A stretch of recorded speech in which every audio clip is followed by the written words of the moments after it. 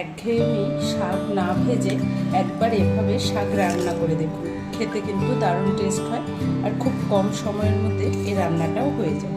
তো সেই রান্নাটাই আজকে আপনাদের সাথে শেয়ার করব, শাক আমি কীভাবে রান্না করেছি।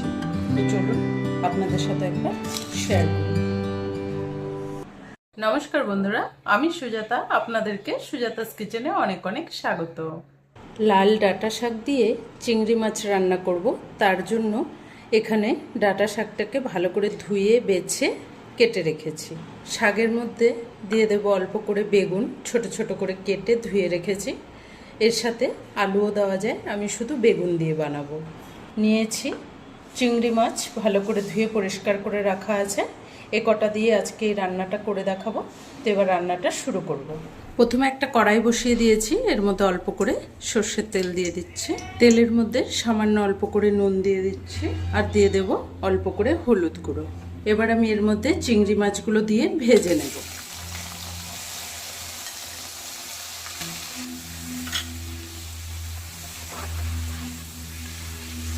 মাছটাকে ভালো করে ভেজে নিয়েছি, এবার তুলে নেব।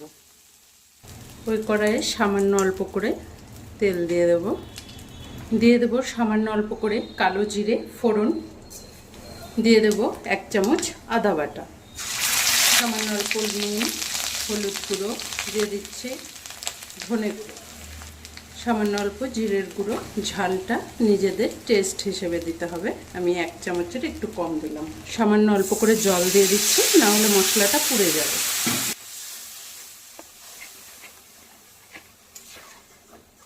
মশলাটাকে 1 থেকে 2 মিনিট ভালো করে একটু কষে নেব।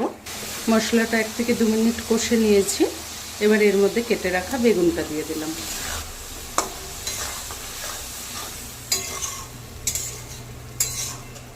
বেগুনটা দিয়েও আরও 1 মিনিটের মতো একটু ভালো করে কষে নেব।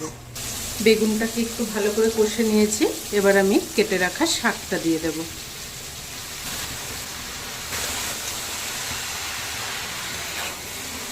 শাকটা দিয়ে ভালো করে নেড়ে নিচ্ছি। এই রান্নাটা কিন্তু খুব ঝটপট হয়ে যায় আর খেতে কিন্তু খুবই ভালো লাগে। আপনারা চাইলে এখানে কিন্তু আলুও দিতে পারেন। আমি এটা বেগুন দিয়ে করছি। একঘেয়েমি শাক ভেজে না খাওয়ার থেকে এভাবে রান্না করলে কিন্তু বেশ ভালো লাগে খেতে। ভালো করে নেড়ে মিশিয়ে দিয়েছি।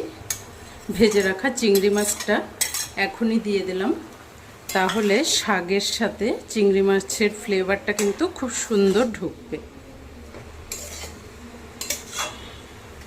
সব কিছু একসাথে ভালো করে মিশিয়ে দিলাম। এর মধ্যে কোনো জল দেব না, শাকের জলেই কিন্তু এই রান্নাটা হয়ে যাবে। এবার আমি এটাকে 2-3 মিনিটের জন্য ঢেকে দেব। 2-3 মিনিট ঢেকে রেখে দিয়েছিলাম, অনেকটা জল ছেড়ে গেছে। এই জলেই রান্নাটা খুব সুন্দরভাবে হয়ে যাবে।